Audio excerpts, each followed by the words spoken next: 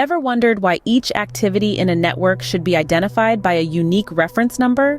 Well, let's dive into the fascinating world of activity numbering. At its core, activity numbering is a systematic way of identifying, organizing, and sorting the multitude of activities involved in any project. Imagine a bustling city with no street names or house numbers. Confusing, isn't it? Similarly, in the realm of project management, activity numbering serves as an address system, ensuring each task has its own unique identifier.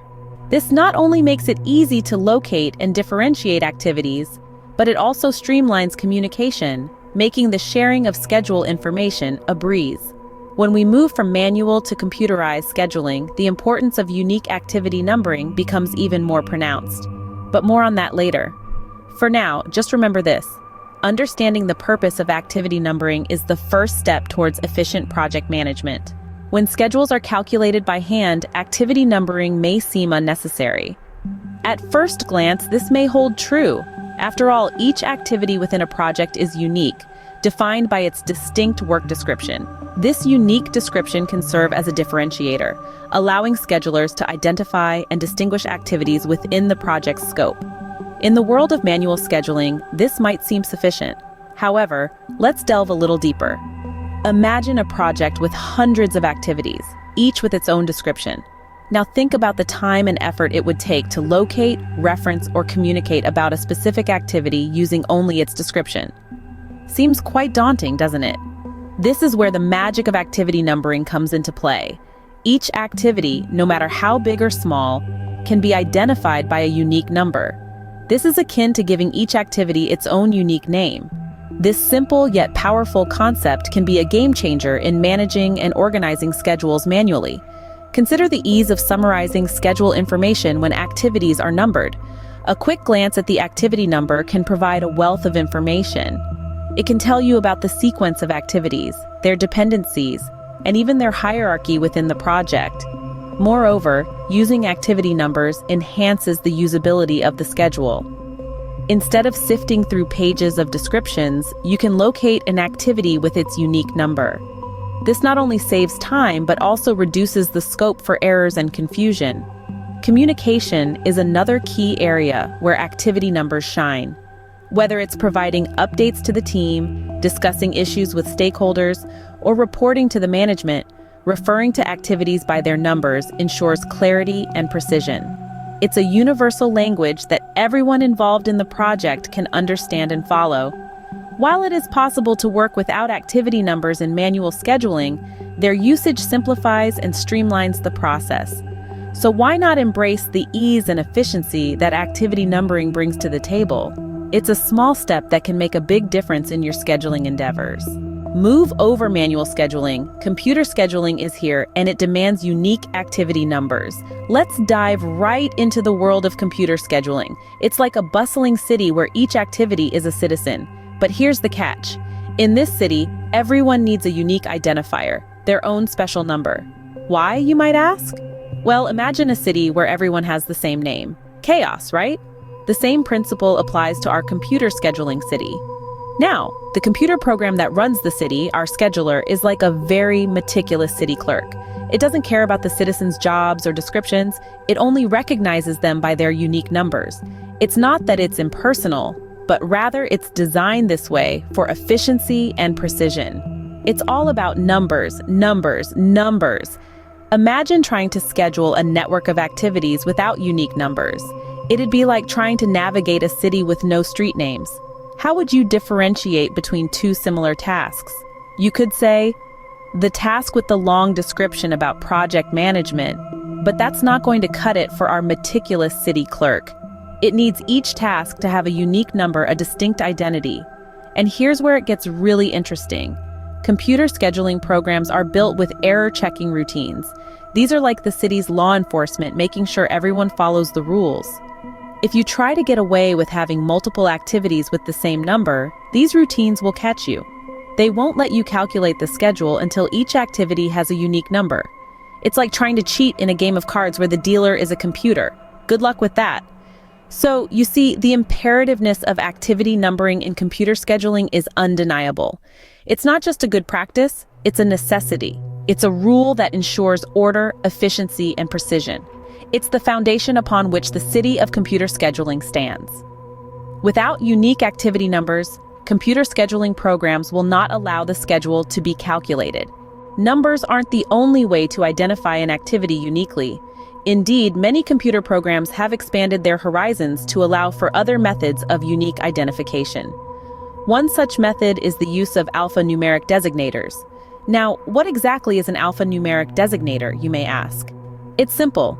Alphanumeric designators consist of a combination of letters, numbers, or symbols. Yes, you heard that right. Symbols, too, can be part of your activity identifiers. This is a game changer because it provides a greater degree of flexibility in establishing a numbering structure. With alphanumeric designators, you can have a more detailed and hierarchical structure. For instance, consider how you might use letters to categorize activities into broader groups, then use numbers to identify individual activities within those groups. Or perhaps you could use symbols to denote the priority or the status of an activity. The beauty of alphanumeric designators is that they don't just identify an activity, they tell a story. They give you a snapshot of what the activity is about, where it fits in the grand scheme of things, and perhaps even what its status is, all at a glance. Moreover, alphanumeric designators can offer a greater level of organization. By using a consistent set of rules for your alphanumeric designators, you can quickly sort and organize your activities. For example, activities that begin with the same letter might be part of the same project, while the numbers could denote the sequence of tasks within that project.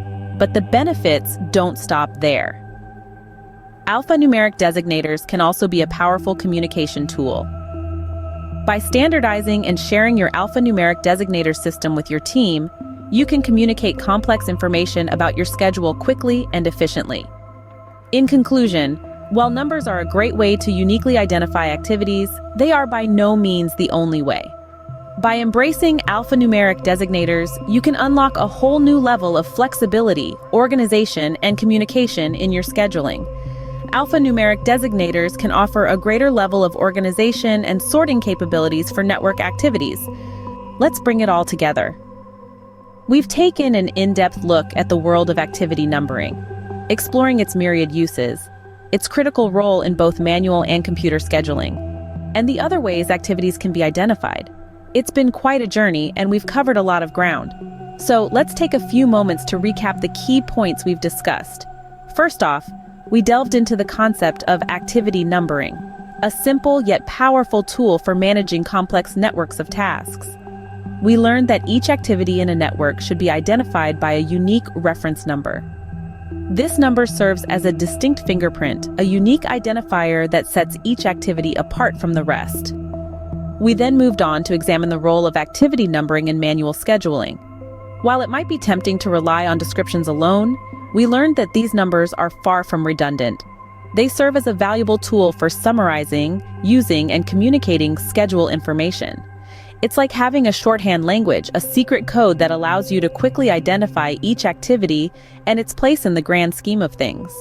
Next, we turned our attention to the world of computer scheduling.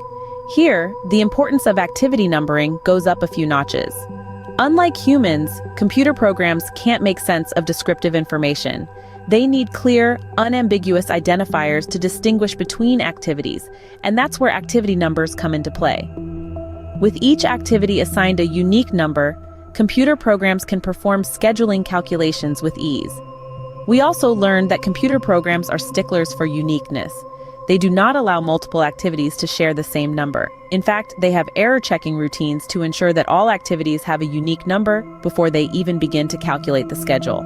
This ensures accuracy and prevents any confusion that could derail the entire scheduling process. Finally, we explored other means of activity identification. Not all activity identifiers are created equal, and some computer programs allow for a bit more flexibility. We learned that activities can be identified by unique alphanumeric designators, a combination of letters, numbers, or symbols. This opens up a world of possibilities, allowing for a numbering structure that's as complex or as simple as you need it to be. In essence, activity numbering is a fundamental tool in project management. It enables clear communication, accurate scheduling, and effective organization. Whether you're working with pen and paper or using the latest scheduling software, understanding and utilizing activity numbering can make all the difference. With a clear understanding of activity numbering, you're one step closer to mastering project management.